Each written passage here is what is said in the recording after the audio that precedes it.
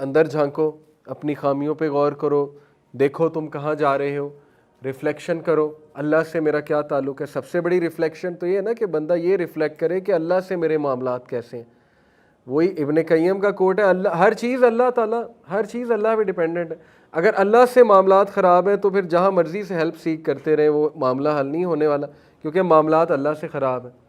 تو اللہ غفور و رحیم ہے، اللہ کہتا ہے میرے پاس آؤ اپنے معاملات درست کرو۔ تو یہ ریفلیکشن بہت ضروری ہے۔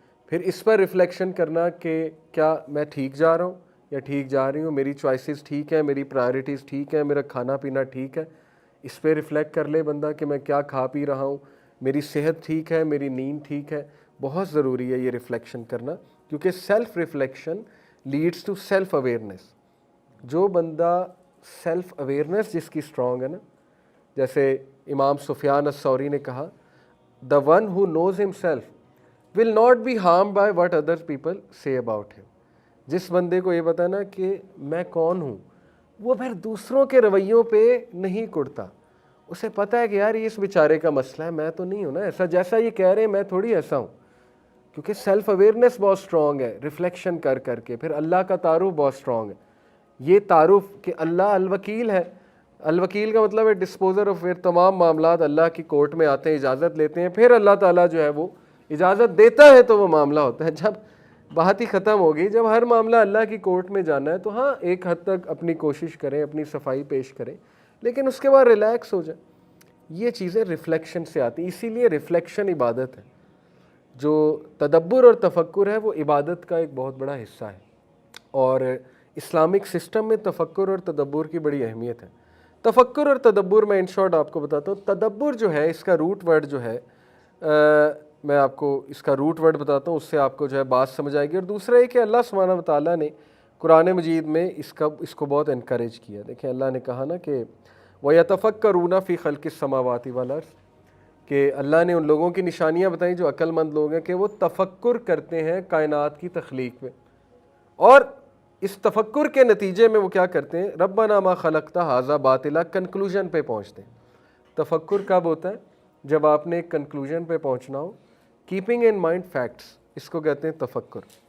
قرآن نے سارے فیکٹس بتا دیے، اب ان کو فیکٹس کو سامنے رکھیں اور ان پہ تفکر کریں۔ اس سے وزڈم آتا ہے، پرسپیکٹیو بلڈ ہوتا ہے، انسان کی پرسنالٹی اسٹرانگ بنتی ہے۔ اللہ نے فیکٹ بتا دیا، لا یکلف اللہ نفسا الا وسعہا، تجھ پر بوجھ نہیں ڈالوں گا سوائے تیری سکت کے۔ تو اس پر اب تفکر کریں، بیٹھ کے سوچیں اس کا کیا مطلب ہے، سوچیں آپ اس سچویشن میں کیوں ہیں، سوچیں کیا پتہ آپ کے اندر سکت ہو اس سچویشن سے مقابلہ کرنے کی۔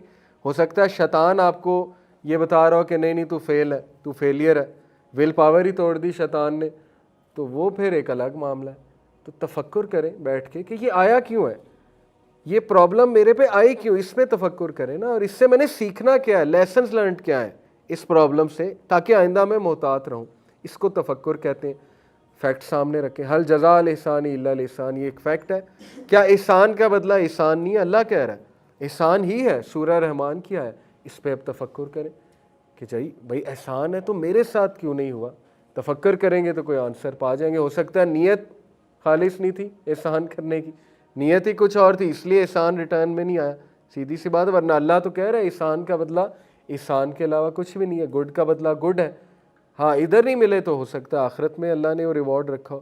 تو فیکٹس کو سامنے رکھیں، قرآنک فیکٹس کو، اور ان پر غور و فکر کریں۔ تدبر جو ہے اس کا تعلق کس سے؟ افلا یتدبرون القرآن ام علی قلوب اقفالها، کیا یہ قرآن پر تدبر نہیں کرتے، ریفلیکٹ نہیں کرتے ہیں، یا ان کے دل جو ہیں وہ لاک اپ ہوئے ہوئے ہیں؟ کیا وجہ ہے تدبر نہیں کر رہے قرآن پہ؟ تدبر جو ہے اس کا روٹ ورڈ ہے الدبر، اور الدبر کا مطلب ہوتا ہے the end of something, کسی چیز کا اینڈ۔ تدبر of an affair is the consideration of consequences of an affair and where it will lead to. تدبر کا مطلب یہ ہوتا ہے کہ آپ ایک چیز کے کانسیکوینسز اور اینڈ کو دیکھتے ہیں اور اس اینڈ کو ذہن میں رکھتے ہوئے چلتے ہیں، یہ تدبر ہے۔ تو یہ نوجوانوں کے لیے بہت ضروری ہے، تدبر اور تفکر۔ ہمارا ایجوکیشن سسٹم ہمیں ڈم بناتا ہے، افسوس کی بات ہے۔ ہمارے جو سکولنگ سسٹم ہے، یونیورسٹی سسٹم ہے، اس نے نہ تفکر سکھایا نہ تدبر سکھایا۔ اس نے اگر سکھایا تو نیگیٹیوٹی سکھائی، کمپیئر کرنا سکھایا، گریڈز لینا سکھائے، اور پھر وہ ریٹ ریس میں چلنا سکھایا، اور پھر ایک دوسرے کو دیکھنا یہ کیسے ڈریس اپ ہو رہا ہے, اس کے پاس تو یہ ہے, یہ کر لو وہ کر لو, کانسرٹس میں چلے جاؤ, وہ ساری پرسنالٹی ڈسٹروائے کر دی بندے کی. تو تفکر اور تدبر ہے ہی نہیں, تو وہ ویک پرسنالٹیز ہیں. اس لیے ایسی محفلوں میں بیٹھنا جہاں تفکر اور تدبر کی باتیں ہو رہی ہیں, ایسے لوگوں سے دوستی لگانا جو آئیڈیاز کی باتیں کرتے ہیں, جو مذہب کی باتیں, جو ایمان کی باتیں, دین کی باتیں, وہ اس سے پھر تفکر اور تدبر ہوگا. ادروائز تو پھر یہ بڑا مشکل ہے. تو کانسیکوینسز کو سامنے رکھنا اور پھر فیصلے کرنا, یہ تدبر ہے. تو تدبر چھوٹے چھوٹے معاملات میں ہوتا ہے. فاسٹ فوڈ کھانا ہے کہ نہیں کھانا, اس کا اینڈ آپ دیکھ لیں. Obesity, sugar high, cholesterol high, تو اس کا اینڈ تو یہ ہے. تو کتنا کھانا ہے یہ اب آپ خود ڈیسائیڈ کر لیں, ٹھیک ہے نا. کوکا کولا پینی ہے کہ نہیں پینی, اس کا اینڈ آپ دیکھ لیں. 14 چمچ کے ہوتے ہیں ایک شوگر کے. کوکا کولا میں 56 گرام آف شوگر ہے. 56 گرام کا مطلب ہے 14 چمچے شوگر کے. تو وہ کتنی پینی ہے, کب پینی ہے, یہ فیصلہ آپ کا. چھوٹی چھوٹی چیزوں میں تدبر ہے. پھر بڑے فیصلوں میں بہت تدبر ہے.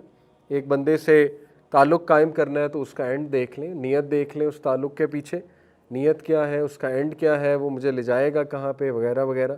فیصلے آسان ہو جائیں گے.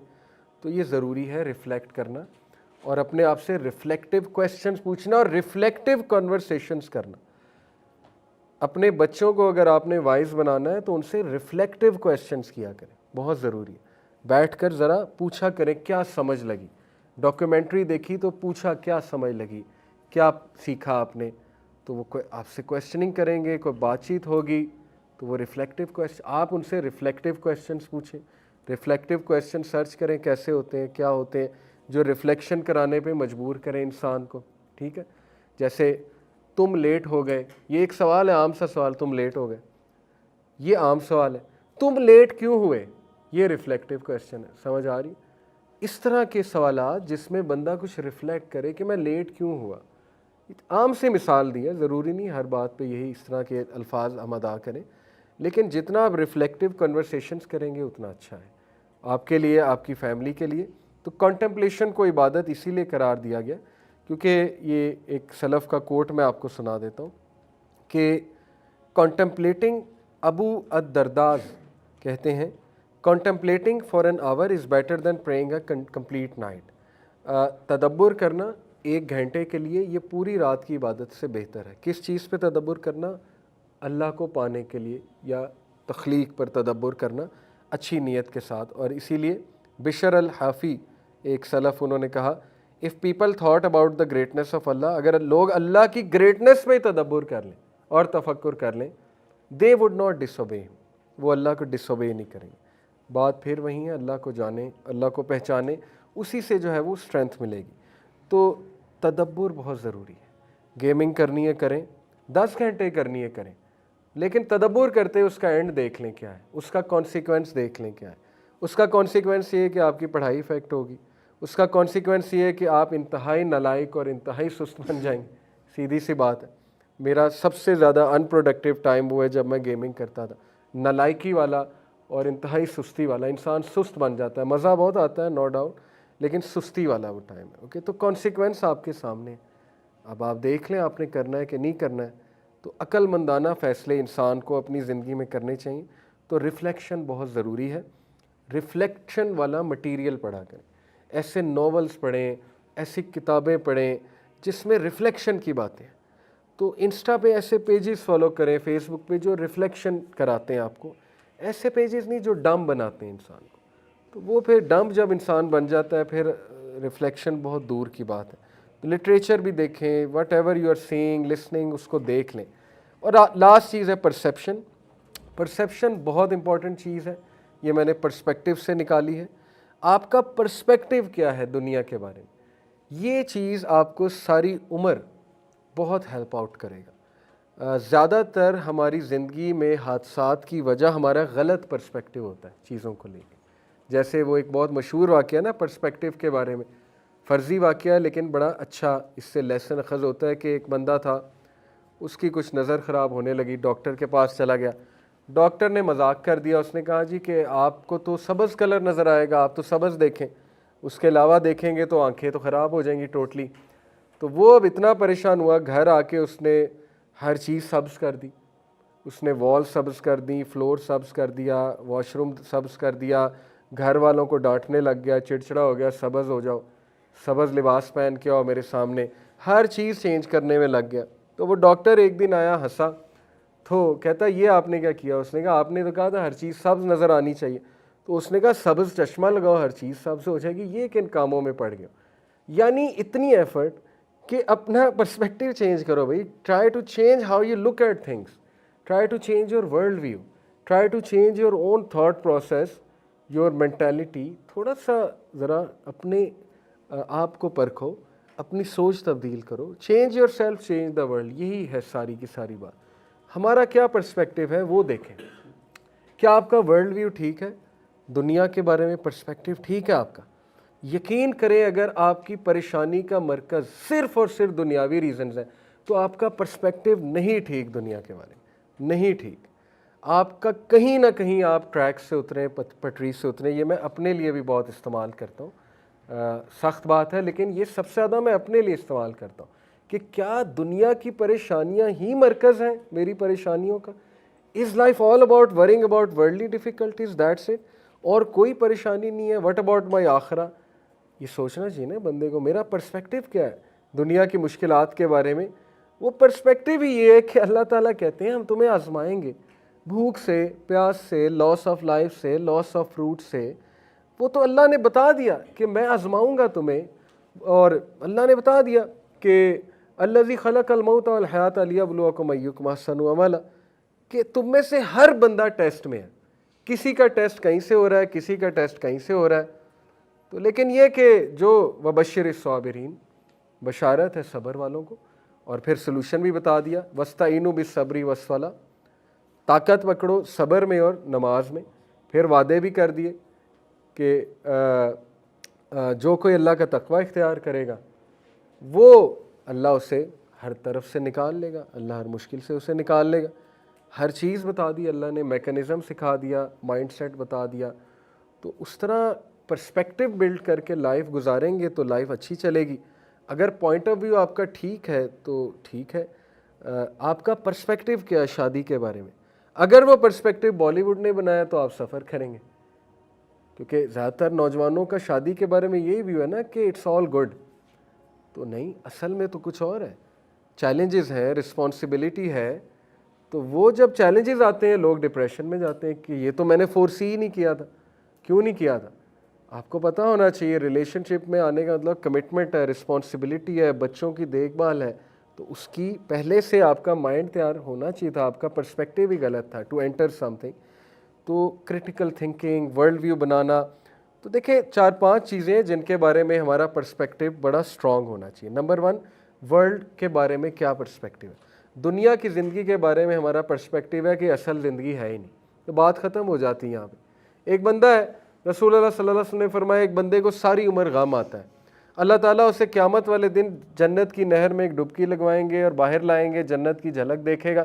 اللہ اسے پوچھیں گے ہاں بھائی غم ہوا تمہیں کبھی زندگی میں؟ وہ کہے گا اے میرے رب غم کیا ہوتا ہے, میں نے تو دیکھا ہی نہیں کبھی غم. تو یہ پرسپیکٹیو ہے. اللہ کے نبی پرسپیکٹیو دے رہے ہیں ہمیں. اللہ کے نبی صلی اللہ علیہ وسلم نے کہا مومن کو کانٹا بھی نہیں چبھتا کہ اس کے بدلے اس کے گناہ معاف ہوتے ہیں. تو اللہ نے اگر کوئی مشکل آ گئی اللہ کی طرف سے تو پرسپیکٹیو کیا ہے کہ اس مشکل میں گرو کروں, سیکھوں, پرسپیکٹیو بلڈ کروں, وزڈم بلڈ کروں, اللہ سے تعلق بہتر کروں. تو یہی پرسپیکٹیو ہے. اس کے علاوہ تو ڈپریشن کا پرسپیکٹیو رہ جاتا ہے. جس کو امید ہی کوئی نہیں وہی ڈپریسڈ ہوتا ہے. تو اس لیے نمبر 1 دنیا کے بارے میں کیا پرسپیکٹیو ہے. نمبر 1 یہ ٹیمپرری ہے. دوسرا یہ پلیس آف ٹیسٹ ہے, ہر کسی کو ٹیسٹ کیا جائے گا, لیکن ساتھ میں آسانی کی دعا بھی سکھا دی. آسانی مانگے, ربنا آتنا فی الدنیا حسنۃ وفی الآخرۃ حسنۃ وقنا عذاب النار. یہ اللہ کے نبی کی فیوریٹ دعا تھی کیونکہ اس میں آسانی ہے. دوسرا صبح شام کے اذکار میں آسانی ہے. اللہم انی اسألک العفو والعافیۃ فی الدنیا والآخرہ. عافیت کیا ہوتی ہے؟ آسانی ہوتی ہے کہ اللہ مجھے کافی ہو جا, آسانی پیدا کر دے. اللہم لا سہل الا ما جعلتہ سہلا وانت تجعل الحزن اذا ما جئت سہلا. آسانی کی دعا بھی سکھا دی ہے. اللہ آسانی تیری طرف سے کریٹ کر دے. تو آسانی ہی پسند کی گئی ہے, تو اس کی دعا کریں, اللہ سے تعلق قائم کریں. دوسرا پرسپیکٹیو یہ کہ ٹیسٹ اور ٹرائلز جو آتے ہیں ان کے بارے میں میرا کیا پرسپیکٹیو ہے, وہ بہت ضروری ہے. تو فی الحال ہمارا جو پرسپیکٹیو ہے وہ ویسٹ نے، مغرب نے بنایا، اور وہ یہ پرسپیکٹیو ہے کہ مشکل آنی ہی نہیں چاہیے. مشکل آنے کا مطلب ہے یہ بندہ فیلئر ہے، یا مشکل آنے کا بندہ ہے کہ اس سے اللہ ناراض ہے. یہ بنا ہے نا پرسپیکٹیو. تو اسی لیے ہم فوراً بھاگتے ہیں مشکل کو حل کرنے کے لیے. انسان پینک ہو جاتا ہے. اللہ نے کہا نا ان الانسان خلق ہلوعا اذا مسہ الشر جزوعا واذا مسہ الخیر منوعا الا المصلین. انسان جلد باز ہے، اینکشیس ہو جاتا ہے، امپیشنٹ ہو جاتا ہے. جب کوئی شر چھو لے تو آپے سے باہر، کمپلیننگ ایٹیٹیوڈ شروع. جب کوئی خیر آ جائے تب بھی شوخہ ہو جاتا ہے، آپے سے باہر. الا المصلین، سوائے ان کے جو نمازی ہیں، کیونکہ نماز کمپوزر دیتا ہے. تو نماز کو صحیح سے ادا کریں. تو اگر نماز میں بھی دنیاوی پریشانیاں چھائی ہوئی ہیں تو پرسپیکٹیو غلط ہے. اپنا پرسپیکٹیو ٹھیک کریں. صحابہ کے لیے دنیاوی پریشانیاں کچھ نہیں تھیں، وہ ان کا پرسپیکٹیو ٹھیک تھا. انہیں پتا تھا یہ مشکل کی جگہ ہے، یہاں ہم انجوائے